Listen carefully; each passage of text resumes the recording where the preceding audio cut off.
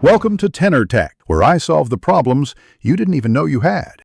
You begin by defining purpose and limits, how many questions and what passing score you want. Once set, open PowerPoint and pick a 16:9 template so visuals match screens. Next, gather your question bank, write each question with 3-5 options, mark the correct answer, and draft short feedback for right versus wrong responses. Make sure to save a copy before building slides because you'll iterate quickly and want a stable baseline. Now you build slide structure and interactivity. Create one question slide, add answer shapes, and hyperlink each to either the correct or incorrect feedback slide so navigation is immediate. Once done, design those feedback slides with brief explanations that reinforce learning, then hyperlink back to a central score or next question slide.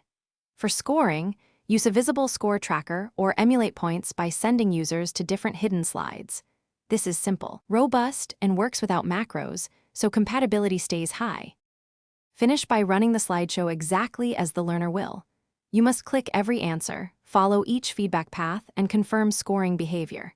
If links break, relink shapes and ensure target slides aren't set to skip.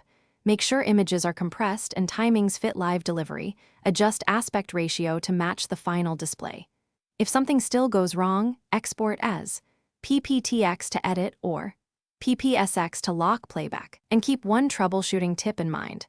Check that hyperlinks point to slide ID, not deleted slides. Thanks for watching. Subscribe to keep your life in tune.